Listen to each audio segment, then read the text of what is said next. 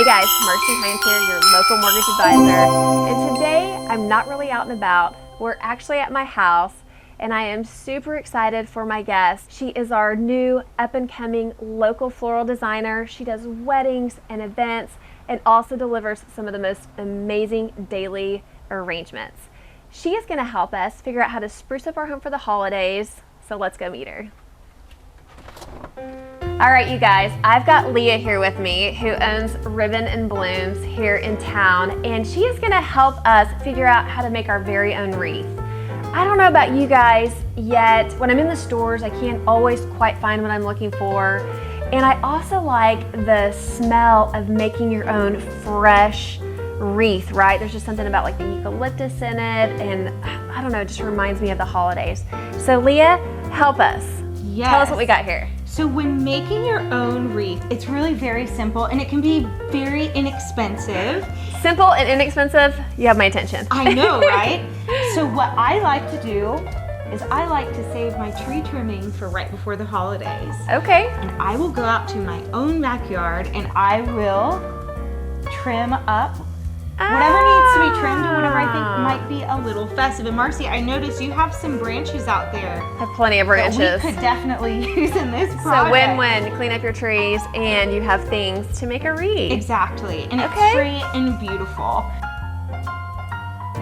Very important first step, attach your wire. So I'm gonna take the end of my wire here. Okay, well, where did you get this wire at? This wire, local craft store. Okay. You can find this just wire about, in the wreath, got it. Okay. Just about anywhere. And I'm just gonna do a very solid knot. Okay, so you're just basically securing the branches that you have on there. Yes. Oh, so now that I have this wire attached, now what I'm gonna do, I'm gonna make this little bundle of material. So I have my juniper. Oh, that's what that's called? Yes, okay. This is juniper. Now I know. And then eucalyptus, and that's what I'm using today, but you could use anything. And one of my favorite things to do is to use the trimmings from my Christmas tree. You know what, when you get a real tree and you bring it home, you have to trim those bottom branches to make room for the presents, obviously. Yes. So I like to reuse those branches and make a little something special. So what I'm gonna do is I'm going to make a lot of little bundles, and I will crisscross them. So I'm gonna lay them like this. Okay. So it's pointed out. Then the next one I'm gonna point it in. So this is a fun project for your kids to do as well, especially if you have crafty kids.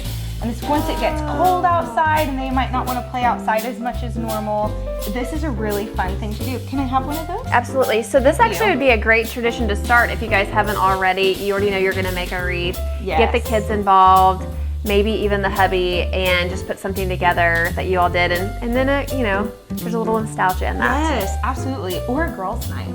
Oh. Wine and wreath night?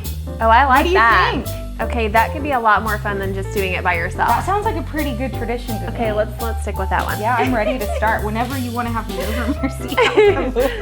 All right, you guys, this is how you make a wreath. Have questions? Give her a call on that.